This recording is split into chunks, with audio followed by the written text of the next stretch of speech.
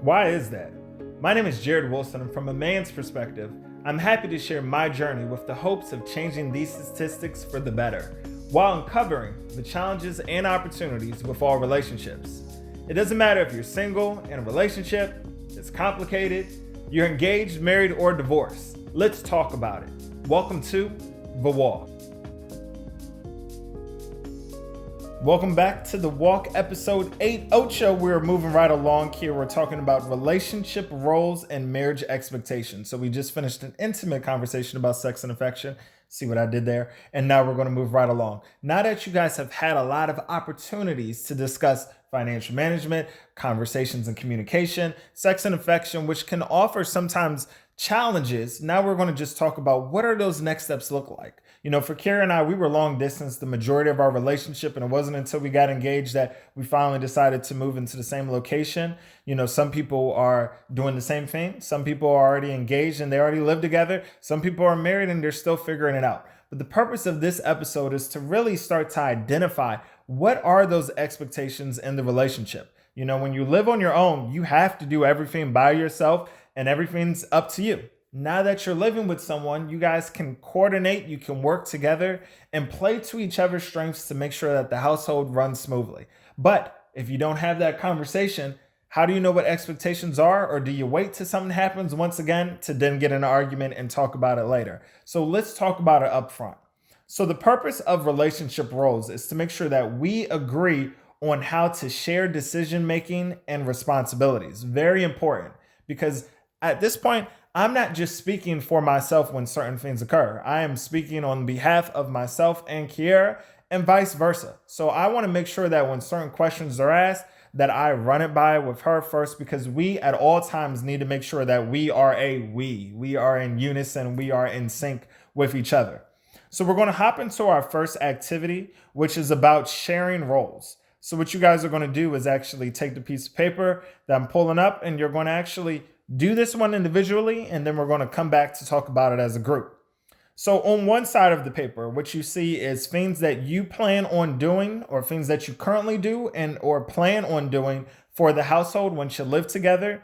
And on the right side, you see things that your partner plans on doing for the household. And you see there's a bunch of bullets down there for you to just take some time and list out what those expectations are. So for example, for me, things that I expect to do in my household when I'm living with Kier, I expect that I'm the one who's going to get up early and take the trash out, or take it out the night before, because that's smarter. I'm going to be the one that's going to have to deal with any type of bugs that enter the house. I expect that. I expect that her and I are going to both cook dinners and things of that nature. But what are the expectations of things that I expect? Now, as you see already, as I alluded to, things I expect Kiera to do. I do expect that every now and then she is going to cook food and help in that. I expect that she's going to keep the house clean. We have agreed already from our financial management conversation that I expect from the household she's going to be in charge of all monthly bills, groceries, and things of that nature from the finance standpoint, and I'm going to be more in charge of the investments. So just list out whatever it is, what your expectations are. Once you and your partner have done that, you're now going to come back together and you're going to, of course, compare your lists. You're going to look to see, are there any surprises? Are you surprised somebody said something, didn't say something? You know, you're going to talk about, are the roles that you listed, are they traditionally based? Are they divided by skill or interests? You know, if I'm passionate about cooking, the Kiera list that she plans to do all the cooking because that's traditionally what people say the woman should do in the household. You know, or if you have kids, is the expectation that she's supposed to do all the nurturing activities or the homework with the kids because the dad's supposed to be working. So make sure you have those conversations, you know, and more importantly, are there any adjustments that are needed? Was there something that came up on my list for her that she didn't have on her list? We need to make sure we talk about it, make sure that we can compromise. I know, for example, when we were with our counselors, I remember that things your partner does. Kiera made sure that she listed, get my car cleaned and fill it up with gas. And our the male counselor was very quick to say, how often do you expect that? And how realistic do you think that is before I even open my mouth? And so, granted, I have no problem surprising her and she comes home, or one weekend while she's asleep, I take her car out, get it washed, put a gas tank in it. Sure, I have no problem doing that. But if you expect me to do this every single day, you pass multiple gas stations when you drive, so you're not just going to ask me to do it every single time. So, we had to have that conversation. I mean, it was fun, it was lighthearted, but more importantly, why you want to make sure you talk about it. So then, another way to look at it is, depending on what the roles are, what you guys can also do just to gain that appreciation and understanding too, is that maybe at one point, one week, maybe once a month, once a year, whoever knows, switch roles with your partner and do all the things that are on their list and they do all the things that are on your list. And the reason is so that way that you guys gain appreciation for one another and what you guys do offer and do for your household on a daily basis. And that matters. If she normally does the laundry, you normally sweep the floors, trade for a week and see how it feels. And you'll guarantee you'll get a different perspective and appreciation for each other, which is a good thing. Moving on and then into marriage expectations. And so marriage expectations, it's the same thing. You're building the household, but now when you're married, a lot of people say that once you put the ring on, things change.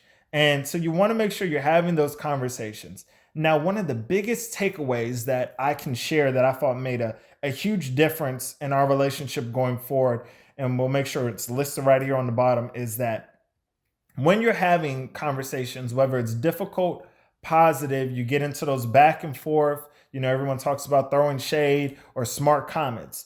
The thing that you have to always ask yourself before you speak in those moments is, what I'm saying true, necessary, and kind?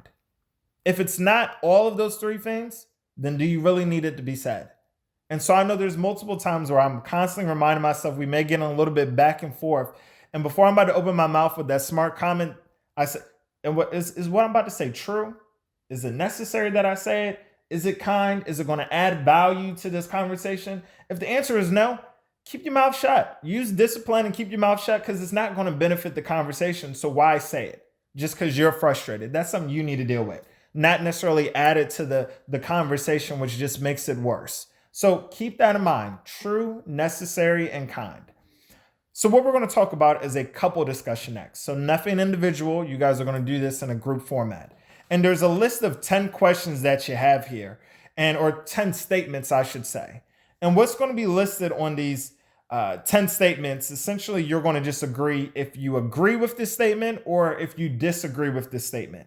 And every statement that you disagree with each other on is something that you want to make sure you talk in more detail about, as in, why do you disagree? Why do you agree? Why do you disagree? And why, and making sure you can come to common ground. Now, I will say for facts, and we'll list this fact out, is that 100% of people have false expectations about marriage and what or how it should be and operate. 100% of people have false expectations, whether it's based on TV, whether it's based on your friends, 100% of people. So it's important to have these conversations. Let's read through these different statements. And once again, the goal is for you guys to agree after each statement. Do I agree with it or do I disagree?